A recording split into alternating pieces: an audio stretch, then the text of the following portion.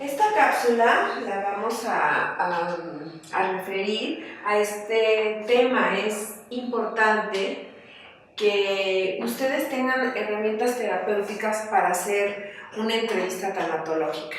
Elegimos este modelo de entrevista en donde vamos a poner los 7 pasos más importantes para acercarnos a un enfermo, a un paciente o a sus familiares, ¿sí?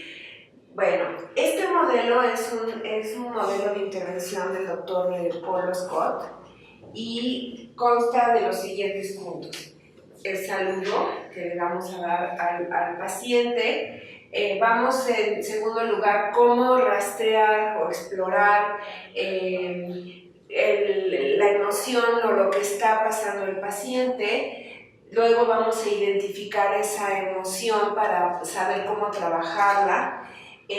Después vamos, ya que tenemos detectada la emoción, pues vamos a determinar qué necesita el paciente para que pueda trabajar su situación, su emoción. Y después hacer un ejercicio. Les voy a enseñar cómo hacer un ejercicio que va a ser como el contenido más importante donde el paciente va a trabajar esa emoción. La retroalimentación es, bueno, ¿qué te llevas? ¿Qué aprendes? ¿De qué te diste cuenta? Y finalmente, ¿cómo se hace un cierre? Entonces, vamos a comenzar con el saludo. El saludo es neutro, es decir, tenemos que esperar que el paciente nos aborde a nosotros. Nosotros cuando llegamos a un hospital, por ejemplo, nos vamos a acercar a la cama del paciente y tenemos primero que observar cómo con esa mirada, con ese contacto, con ese encuentro con el paciente, lo que vamos a hacer es que el paciente nos dé esa pauta, ¿sí? Para que nosotros lo podamos saludar y podamos comenzar a escucharlo, sobre todo. Más escucha, más vista, más observar cómo está el entorno del paciente antes de saludarlo. Lo mismo con los familiares, lo mismo con un paciente que llegue a tu consultorio. Decir un saludo neutro quiere decir tener mucho cuidado, pensar muy bien antes de decir buenos días, buenas tardes. Más bien presentarnos con nuestro nombre, ¿sí? Mi nombre es María Teresa Mejía. Soy parte del equipo de salud y vengo a platicar un rato con usted, así como los médicos, pues las enfermeras le hablan de su enfermedad. Bueno, nosotros lo que hacemos es trabajar los aspectos emocionales, sentimentales, afectivos y espirituales, es decir, todo lo que ustedes necesiten platicar, hablar, desahogarse. Para eso estamos aquí a sus órdenes, ¿verdad? Ese es el saludo.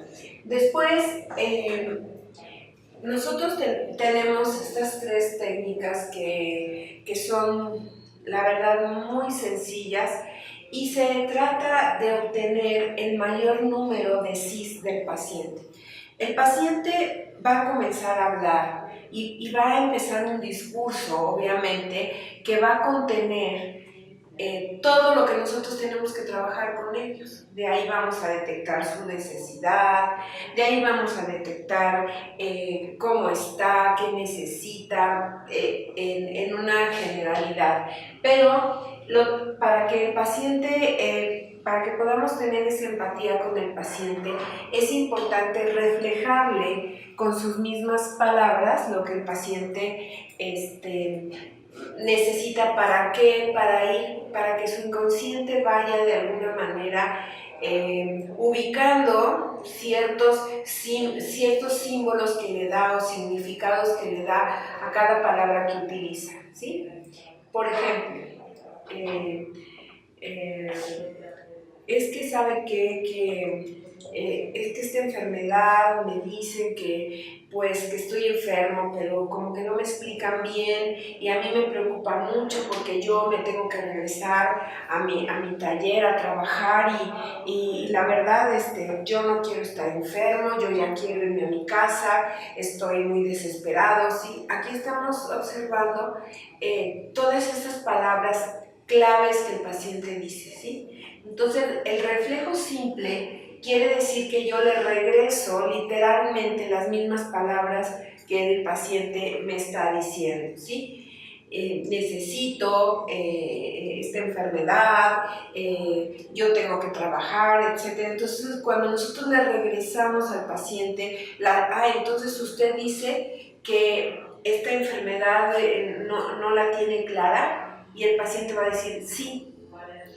Y también me está diciendo que usted quiere regresar a trabajar en su taller, y el paciente va a decir sí. Esos sís a nosotros nos demuestran de alguna manera que el paciente se está conectando con nosotros, está pensando de alguna manera, esta persona sí me está escuchando, sí me está entendiendo. Entonces, el obtener el mayor número de sís es elemental para empezar una entrevista tanatológica.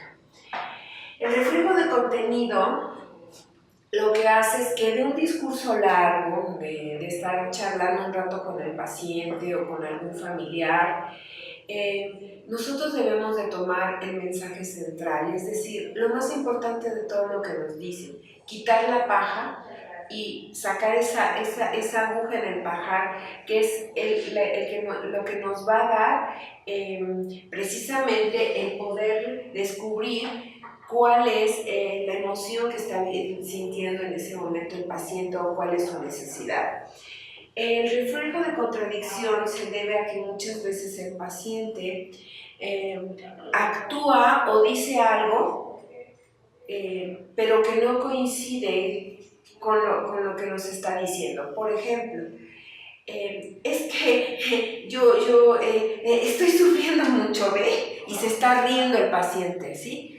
Y entonces tú le vas a decir, si usted está sufriendo mucho, reírse es la forma en la que usted manifiesta cuando usted está con dolor o enojado o cómodo, ¿sí? Es decir, hacerle ver al paciente que lo que nos está diciendo no es coherente con su manera de actuar o viceversa, ¿sí? Puede estar actuando de una forma y decir que está de otra, ¿no? Por ejemplo, estar muy inquieto, moverse, pararse y decir, pero yo tranquilo, ¿eh?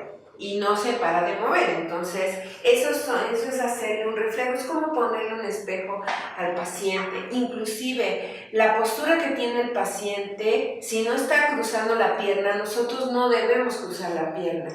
Si el paciente está con los brazos cómodos, abiertos en el sillón, nosotros nunca debemos cruzar los brazos. Cruzar los brazos ante un paciente es un mecanismo de defensa y es una barrera que ponemos. Entonces, si el paciente está con los brazos cruzados poniendo una barrera y nosotros consideramos que en ese momento pudiera ayudar el que yo lo imite, decirle, bueno, usted me está diciendo que no se siente seguro de hablar con un terapeuta, que realmente pues su familiar casi lo obligó, ¿verdad? Bueno, pero ¿qué podríamos hacer? Usted está en todo su derecho, pero ¿qué le parece? Y abrimos nosotros los brazos.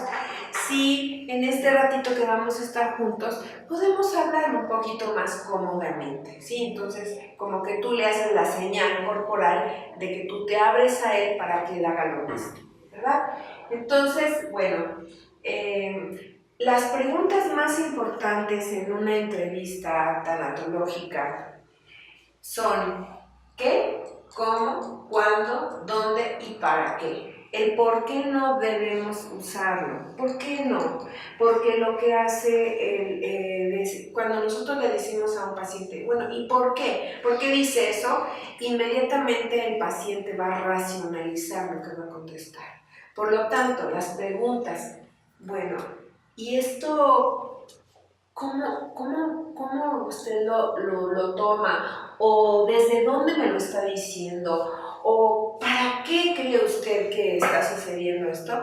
Va a hacer que el paciente use respuestas muchísimo más conscientes y sobre todo más profundas, que nos van a ayudar a llevar al paciente a que vaya descubriendo su necesidad.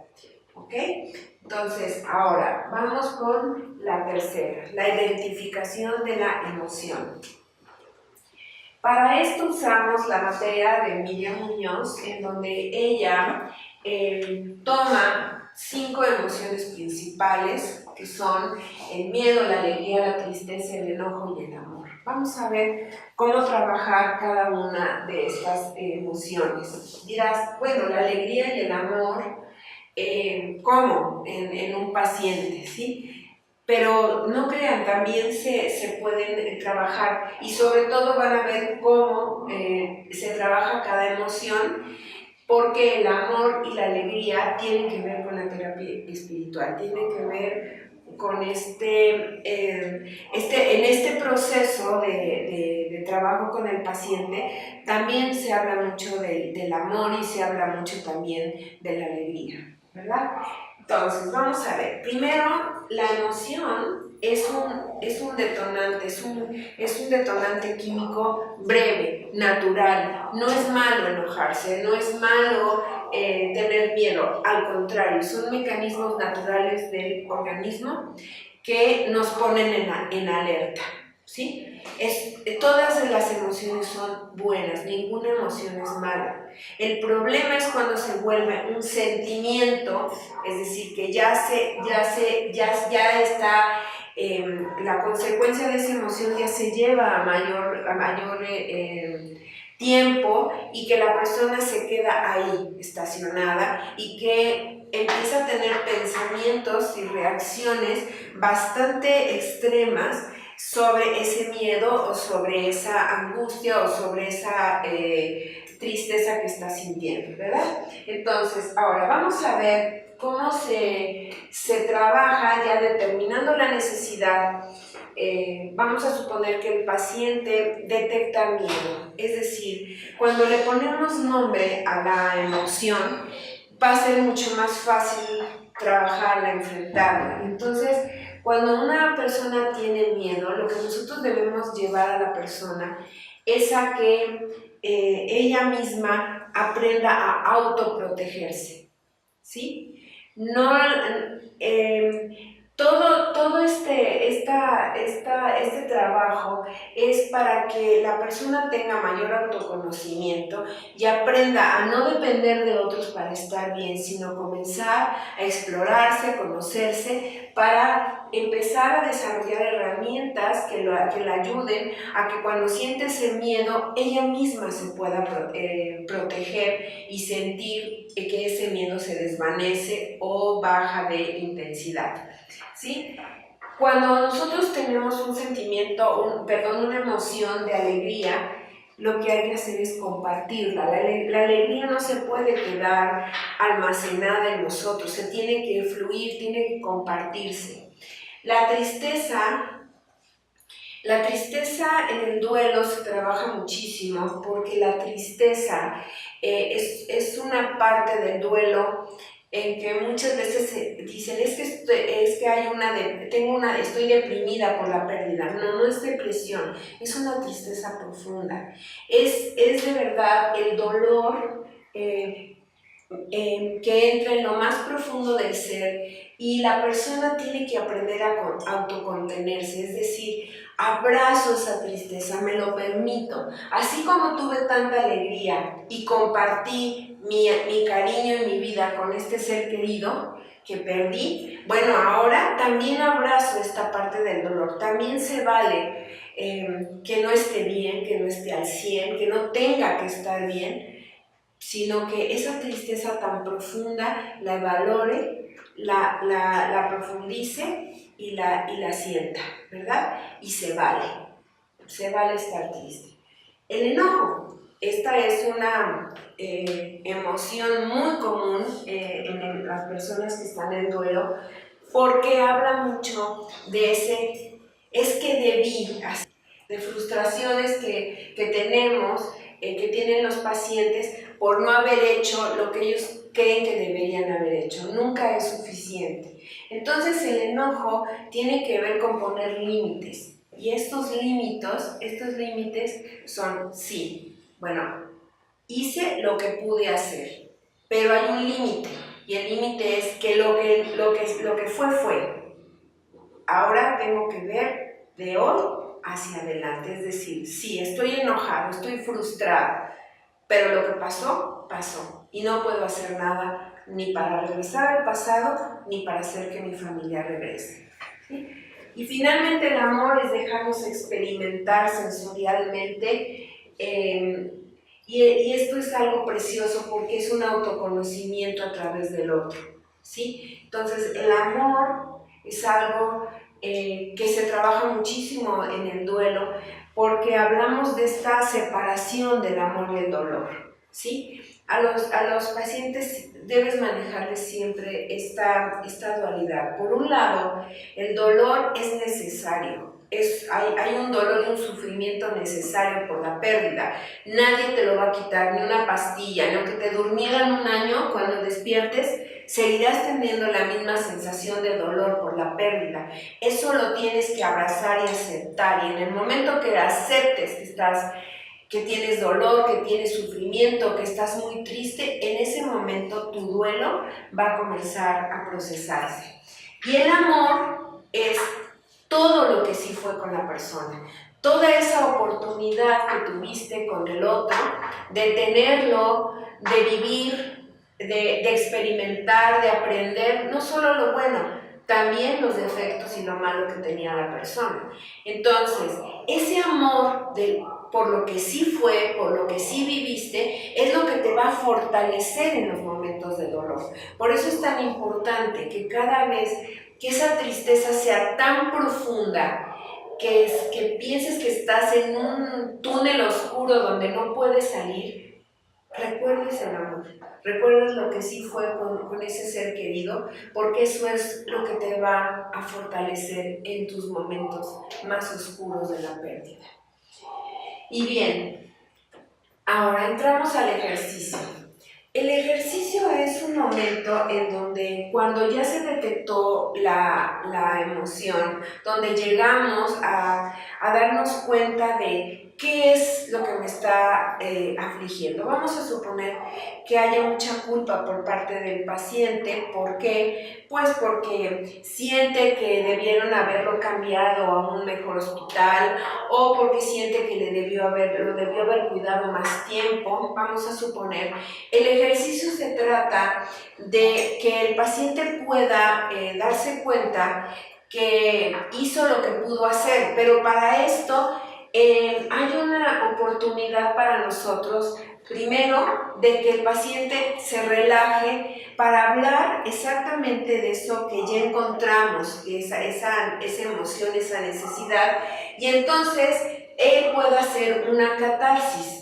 Es promover que el paciente hable de eso, hable de ese enojo, hable de esa culpa, hable de ese miedo, y hay varios trabajos para hacerlo, ¿sí? Imagínate que estás en ese momento en el que tú tenías que ir a cuidar a tu mamá, ¿sí? Pero tu bebé estaba enfermo, ¿sí? Imagínate ese momento y esa decisión que tuviste que tomar, ¿sí? Es como llevarlo a ese evento. El trabajo de imaginería o de fantasía guiada o de expresión emotiva tiene que ver con llevarlos a ese momento para que lo vean desde otra perspectiva. Ahí los ayudas un poco con tu creatividad, con algunas técnicas que puedes ir aprendiendo, o con el simple sentido común, de tal manera que el paciente no se desvíe hacia otra cosa, sino que pueda resolver la necesidad que en ese momento está teniendo. ¿Sí? Bien. Y bueno, la retroalimentación se trata de decirle, bueno, de que te diste cuenta, ¿qué pasó? ¿Sí? ¿Qué es lo que pudiste ver con esto que acabamos de platicar, con lo que acabas de decir? ¿Sí? Esa es la retroalimentación. ¿Para qué? Para que el paciente pueda reafirmar el conocimiento de la conciencia que está haciendo en ese momento. Y finalmente, pues el cierre, ¿sí? ¿Cómo te vas? ¿Qué te llevas? ¿Qué fue lo que te hizo clic en todo esto que estuvimos platicando? ¿Sí? Y ahí pues se le da seguimiento a la siguiente cita o a platicar ahora con el familiar, en el caso de que estés en un hospital o en tu consultorio, bueno, ya le agendarás otra cita o lo irás a visitar a su domicilio. Entonces, esto es muy importante que lo podamos valorar. ¿Sí? Entonces, eso es todo.